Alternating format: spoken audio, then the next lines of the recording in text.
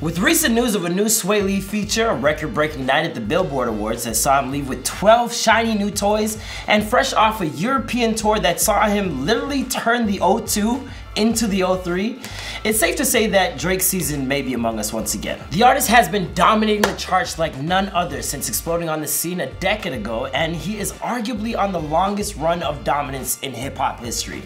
During his tumultuous career, we've seen the growth and reach of his music. In 2018, Spotify named Drake their most streamed artist of all time, with 8 billion streams coming from that year alone. Drake's catalog is filled with hits. From his debut mixtape So Far Gone to his latest project Scorpion, we've witnessed a young man on the cusp of greatness to a grown man fulfilling it. In this video, we're gonna go from worst to best and hopefully provide you with some information you might not have known before.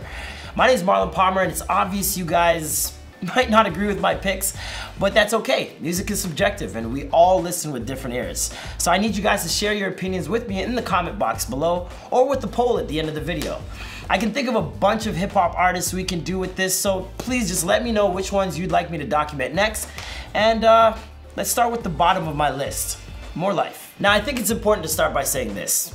Drake is pretty much incapable of making a bad album. We're ranking them from worst to best, but the fact of the matter is, Drake may have projects you don't entirely enjoy, but there will always be songs on each that stick with you no matter what. More Life was that for me. More Life was released on March 18, 2017 and broke the record for most streams in a single week in the US with 385 million streams according to Nielsen. Breakout tracks like Fake Love and Passion Fruit could be heard at any club in the world, but none had a better feeling than Kiss My Teeth featuring London legend and Badman himself, Giggs, which literally would shut down shows across the world. I make some noise for my brother Drizzy right now.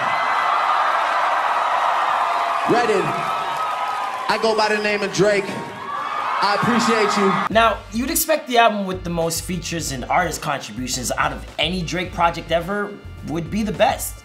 But I think that was the only problem with this album. A problem Drake runs into pretty often. The fat needed to be trimmed. Had this album been 11 to 13 tracks, it could have been up there with some of his best work. We got a forgettable performance from Kanye on Glow, even though the song surprisingly had 18 songwriters and producers. I think us grime fans were also expecting just a bit more from Skepta on the interlude. And to be fair, the album is 81 minutes long. It's a playlist, but a lot to digest. Like I said, hard to call it a bad album, but in my opinion, it might be Drake's worst. Yeah, it's actually really good to be here, dog. You know, like, I couldn't take the TTC, but man's made it over anyway, so I'm excited, dog. Coming in at number 4 is Views, which was released April 29, 2016 and spent 13 non-consecutive weeks at number 1 on the US Billboard Top 200 charts, along with becoming the first album in Apple Music history to hit 1 billion streams. Out of the album's 5 singles, 2 of them are his best-selling ever. Hotline Bling, which started crazy trends. One Dance, which is Drake's highest-selling single ever, was almost released before its time. Kyla, who was one of the featured artists, revealed that she only got to hear the song once over the phone, and it had to be rushed out because of hackers tampering with the OVO camp. Regardless of the drama, One Dance would go on to be a global smash, which also had a remix with fellow Canadian Justin Bieber. It won 3 Billboard Music Awards, as well as becoming the most played song on Spotify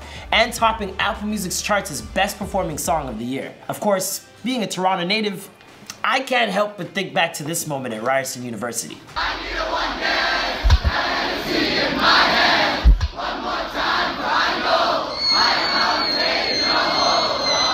Views was highly criticized for missing the mark and being too long when it first dropped, but it's easily one of the best aged albums in Drake's catalog. 3 years later, and it's hard to find a song you can skip on the project. Going into it, there was no secret that this album was supposed to be one for the city of Toronto, and although songs like Western Road Flows achieved just that, I can think of an entire album that did it just a bit better.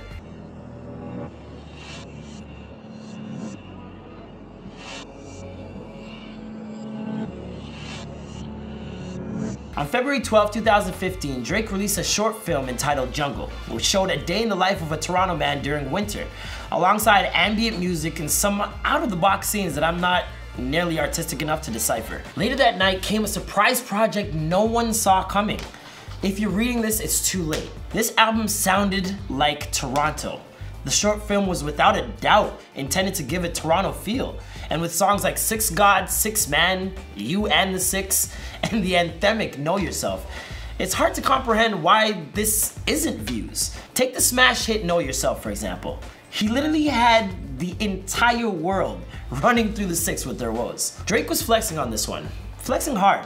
Just look at some of the opening lines from this project. If I die, all I know is I'm a motherfucking legend. It's too late for my city, I'm the youngest reppin'. Oh my God, if I die, I'm a legend. This was actually in my like top favorite song, top 10 or 20 songs of all time, so. He was no longer questioning his place or speaking things into existence.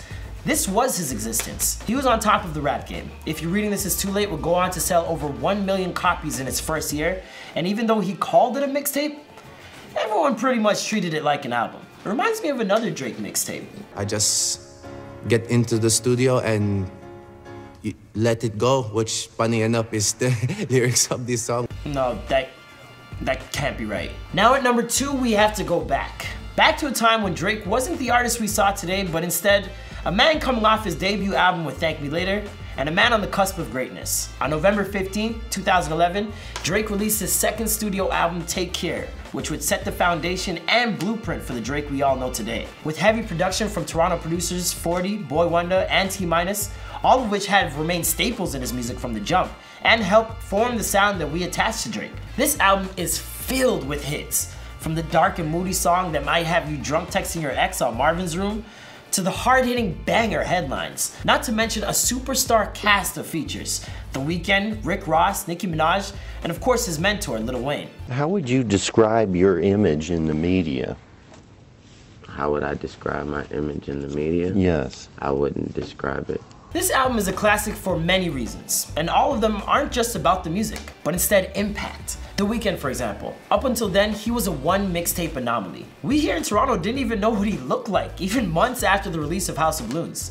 In fact, it was July of that year at Toronto's Mod Club where he first showed his face, just months after Drake had tweeted out song lyrics from the artist, exposing him to a multitude of new fans. So it came as no surprise when he was featured on 2 of the 22 songs, The Ride and the crowd favorite, Crew Love. He was also credited as a writer on 5 songs and was noted as a huge influence on the sound of the album. We all know what The Weeknd has done since then.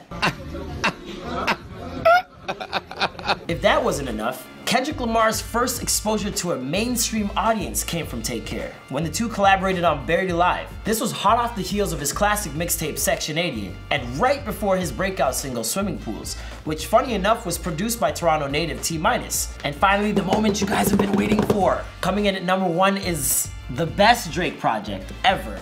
Nothing Was the Same. Released September 24, 2013, it would debut at number 1 on the charts and sell almost 700,000 copies in just its first week. From the opening track, Tuscan Leather, you could tell this was a different Drake. He seemed concise and clear, confident in his demeanor. At this point in his career, he could back up all of his talks. Songs like Worst Behavior and Started From the Bottom played in clubs like national anthems.